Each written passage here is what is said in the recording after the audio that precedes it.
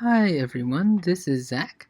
In this video lecture, I'll be talking about COVID-19 and how we can apply analytics to this, bad situation.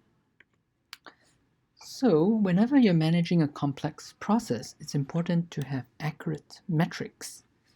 So, for example, on 26 February 2020, the esteemed US President Donald Trump was speaking about the coronavirus, and he said basically there were only 15 people in the US who had the coronavirus, and soon the number would be down to 0 because they were doing a pretty good job. However, recently it was discovered that a seemingly healthy woman who died on February 6th was actually died from coronavirus. But at that time, they had not measured or tested her, so they did not know that actually she had died from coronavirus, and this leads many people to believe that there was community spread of coronavirus occurring a few weeks before February 6th. So what this shows is that the situation in the US, the coronavirus situation in the US was much worse than the US government was able to measure at that time. So, okay, if really there were only 15 people who had it and the situation was under control, that would be great. But in reality, there were many, many more people who were not measured and tested who had coronavirus by 26 February. A famous person called Peter Drucker has a quote that you can't manage what you don't measure. So basically, that's one of the ideas behind analytics. You need to have data to measure things, and that helps you to manage your organization or your process. In terms of the coronavirus, sometimes you see absolute case numbers, such as the one shown here. But here I want to explain that when you look at a country, it's important to look at per capita or per million people metrics instead of looking at absolute numbers. So here's an example. South Korea and Sweden have roughly the same number of, at least the same order of magnitude, number of cases, confirmed cases of coronavirus. However, South Korea's population is roughly 5 times the population of Sweden. So if you look at cases per million people, you see that Sweden is more than 8 times the level of South Korea. So if you just look at the absolute number of cases, the severity looks about the same, but once you switch to cases per million, you see that 8 times as many people in Sweden have it. So that's why per capita metrics are better than absolute metrics for coronavirus. So if you think about trying to answer the question which entities are handling COVID-19 better, here are 3 possible metrics that you might look at: the number of tests per million people, the number of confirmed cases per million people, and the number of tests per confirmed case. So let's focus on 3 entities: the United Kingdom, Taiwan, and Australia. If you just look at the number of tests per million people, it looks like Australia is doing the best, the United Kingdom is second, and Taiwan is in last place.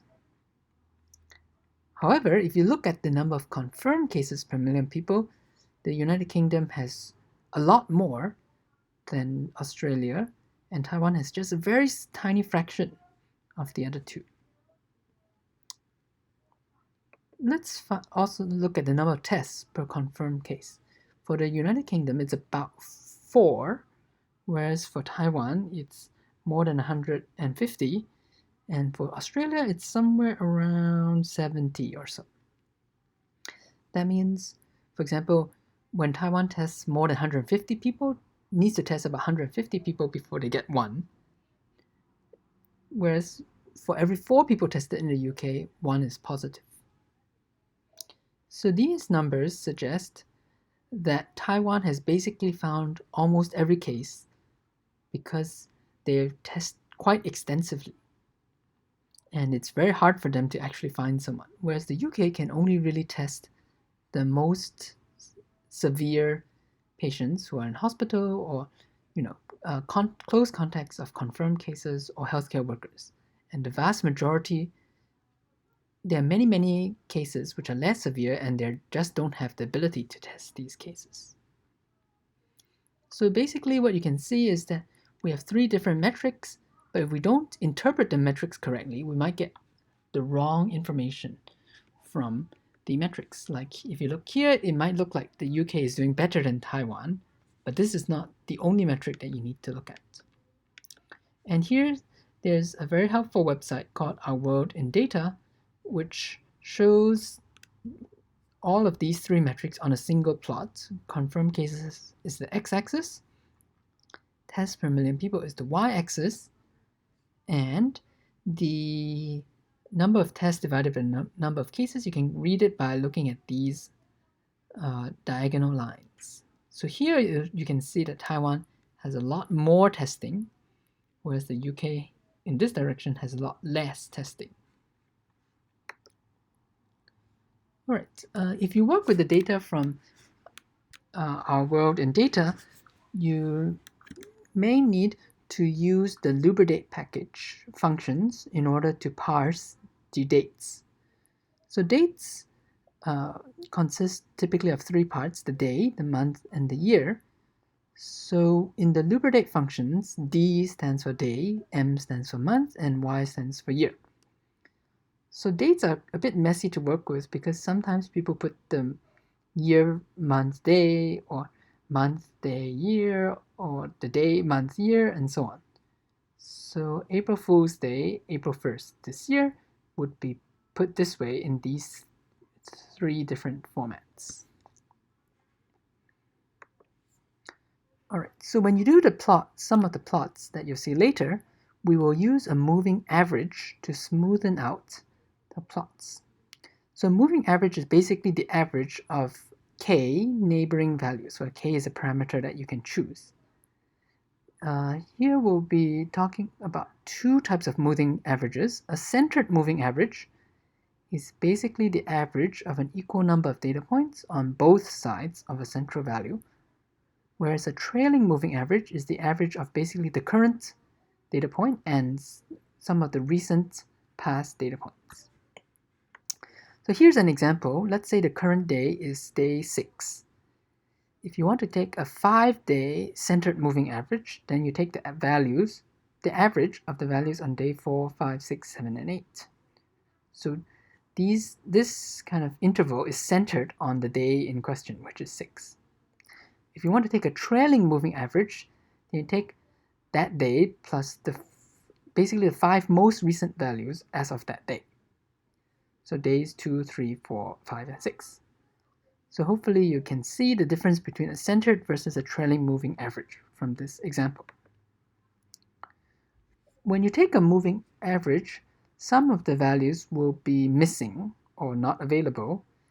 So for example, on a centered moving average on day 1, let's say you don't have any information about what was the value on day 0, then you can't compute the average of something missing 1 and 2.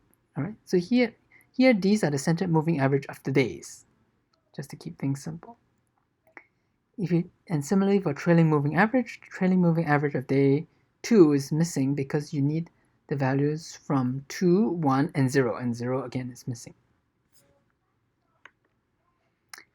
To compute moving averages in R, we can use the zoo package, which you have to install if you haven't installed it yet. This package includes a function called row mean. So basically you can copy this type of code for the centered moving average and the trailing moving average. The difference between the two is that the trailing moving average has the argument align equals right, whereas the centered moving average does not. And here I use a trailing moving average, shown in red, to smooth out the data. So the original data is blue, which is quite bumpy. These were the deaths per million recorded in Sweden. And sometimes it can be bumpy because of measurement errors or some noise in the data. So for example, during the Easter weekend, which is around here, there were not so many tests, or maybe there's not as much manpower to confirm deaths. So it's not necessarily that fewer people died, but maybe there were deaths, but they were not recorded, and there's kind of a backlog which catches up. So there are some artifacts or noise in the data that come from the real world situation being messy. So if you take a smooth version using the moving average, you get the red line, which is much more smooth and easier to see kind of the general pattern. All right. Another important plot that you might have seen in the news is the case fatality rates by the age group. And here you can basically use a cut function to group patients by age group and then compute the case fatality rates for each age group. All right, let's also look at an interesting example. So many countries have decided to lock down. Basically, almost all countries have some form of a lockdown, which they are recently starting to relax in some places. Sweden is an interesting counterexample because they decided not to lock down the country at all. So there have been many debates about whether Sweden is controlling the coronavirus situation or whether it's going to get out of hand soon. So in this part of the question, we can look and compare and contrast how Norway and Sweden are doing, because Norway and Sweden happen to be neighbors. So the countries have a lot of similarities.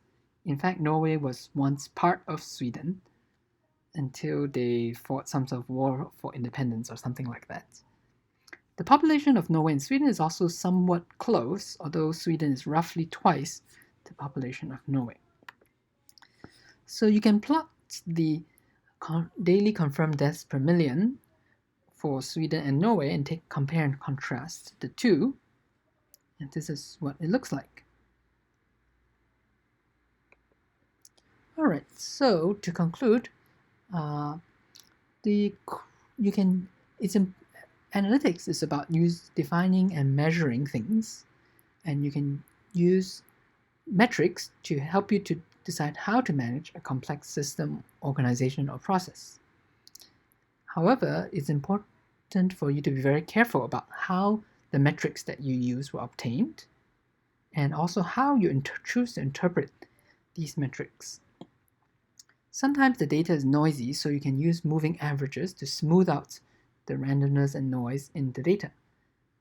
And if you are interested to read a bit more about where these curves come from, you can take a look at this link. Finally, there's some plots that are at the end of this set of slides, which are basically the plots that you are going to generate similar plots for the lab assignment. All right, that's all. Since this is the last video lecture for the semester, I won't see you next time, but I guess I'll see you in exam. Okay, see you in exam. Bye.